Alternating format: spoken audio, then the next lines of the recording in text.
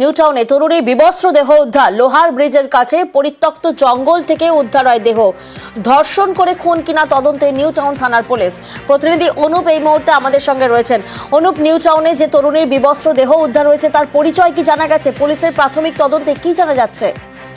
দেখো, যে মহিলার অর্ধনগ্ন দেহ উদ্ধার হয়েছে তার পরিচয় কিন্তু এখনো পর্যন্ত পুলিশ জানতে পারেনি। ইতিমধ্যেই তার নাম পরিচয় জানার চেষ্টা করছে পুলিশের পক্ষ থেকে। নিউ টাউন যে লোহার ব্রিজ, সেই লোহার ব্রিজের কাছেই মূলত একটি জঙ্গল পরিত্যক্ত, সেখানেই পড়ে থাকতে দেখে সকালবেলা যারা প্রাতঃভ্রমণ যায় তারা, এবং সেখানে দেখে একটা মহিলা অর্ধনগ্ন অবস্থায় কিন্তু একেবারে পড়ে রয়েছে রাস্তার ঠিক জঙ্গলের মধ্যে। এবং তারপরেই সঙ্গে সঙ্গে নিউ টাউন থানায় খবর দেওয়া হয়। নিউ টাউন থানায় পুলিশ ইতিমধ্যেই ঘটনাস্থলে পৌঁছেছে।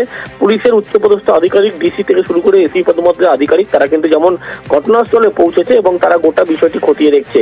এবং পুলিশ গোটা বিষয় যেমন খতিয়ে দেখছে, পুলিশ কিন্তু দেখছে মহিলাকে ধর্ষণ করে খুন করা হয়েছে কিনা এই বিষয়টাও গুরুত্ব দিয়ে খতিয়ে দেখছে।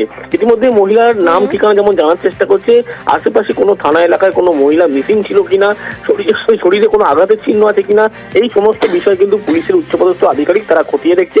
নিউ টাউনের ডিসি পদমর্যাদার আধিকারিক থেকে শুরু করে এসি পদমর্যাদার আধিকারিক, নিউ টাউন থানার পুলিশ, তারা কিন্তু ঘটনাস্থলে আছে এবং ইতিমধ্যে দেহ উদ্ধার করার পরবর্তী ক্ষেত্রে ময়নাতদন্তে পাঠানো হয়েছে। কিন্তু পুলিশের পক্ষ থেকে যে বিষয়টা গুরুত্ব দিয়ে দেখা হচ্ছে যে এই নির্জন পরিত্যক্ত জায়গায় কি করে এই মহিলা মৃতদেহ আসলো, তাহলে কি কেউ অন্য রাস্তা থেকে ফেলে গিয়েছিল?